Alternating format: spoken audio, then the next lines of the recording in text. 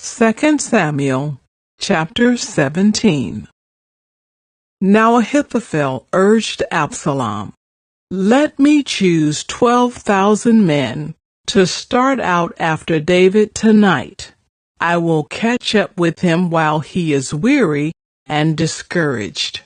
He and his troops will panic, and everyone will run away. Then I will kill only the king, and I will bring all the people back to you as a bride returns to her husband. After all, it is only one man's life that you seek. Then you will be at peace with all the people." This plan seemed good to Absalom and to all the elders of Israel. But then Absalom said, "Bring in Hushai the Archite. Let's see what he thinks about this." When Hushai arrived, Absalom told him what Ahithophel had said. Then he asked, "What is your opinion? Should we follow Ahithophel's advice? If not, what do you suggest?" "Well," Hushai replied to Absalom, "this time Ahithophel has made a mistake. You know your father and his men. They are mighty warriors.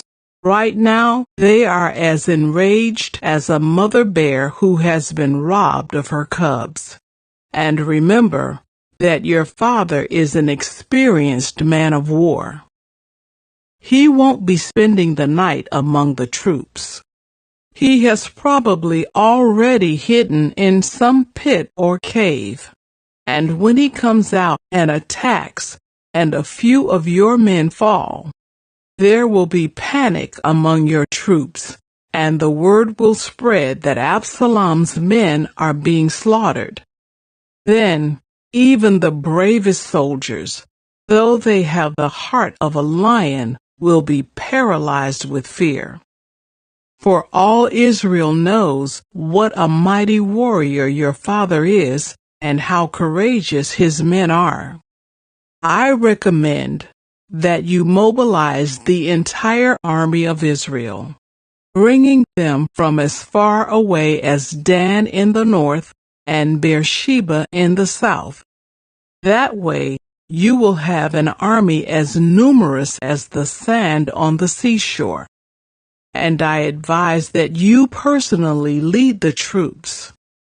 When we find David, we'll fall on him like dew that falls on the ground. Then neither he nor any of his men will be left alive.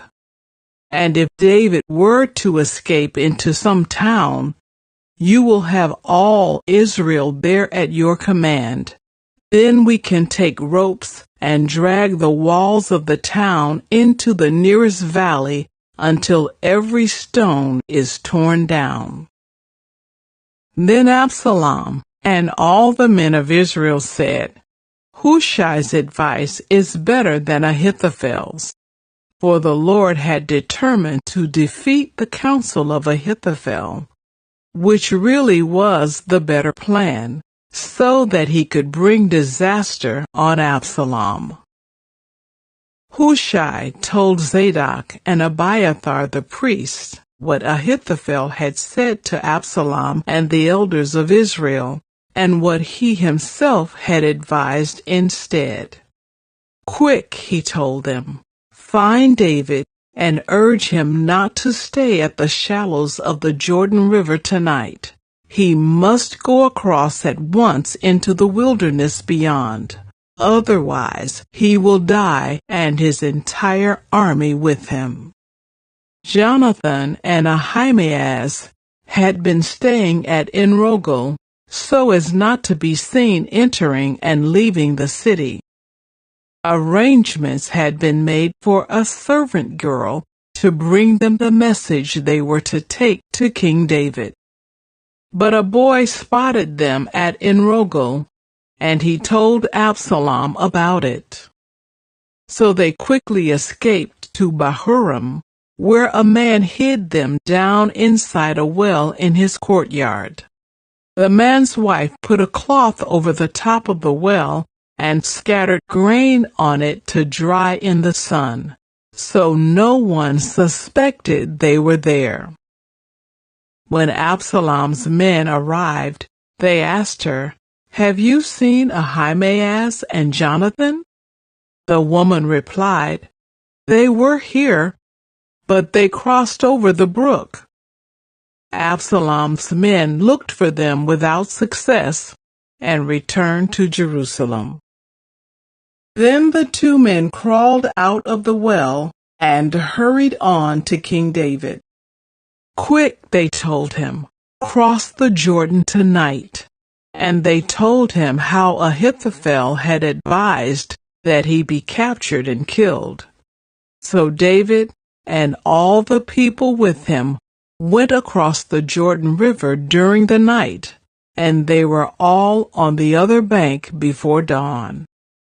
When Ahithophel realized that his advice had not been followed, he saddled his donkey, went to his hometown, set his affairs in order, and hanged himself.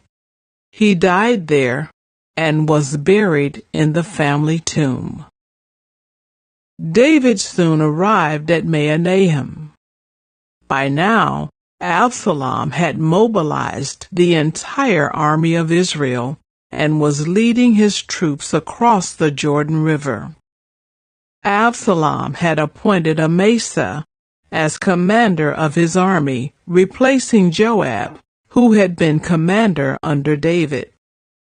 Amasa was Joab's cousin. His father was Jether, an Ishmaelite. His mother Abigail, daughter of Nahash, was the sister of Joab's mother Zeruiah. Absalom and the Israelite army set up camp in the land of Gilead. When David arrived at Mahanaim, he was warmly greeted by Shobai, son of Nahash, who came from Rabbah of the Ammonites, and by Machir, son of Ammiel, from Lodebar, and by Barzillai of Gilead, from Rogelim. They brought sleeping mats, cooking pots, serving bowls, wheat and barley, flour and roasted grain, beans, lentils, honey, butter, sheep, goats, and cheese for David and those who were with him. For they said, "You must all be very hungry and tired and thirsty after your long march through the wilderness."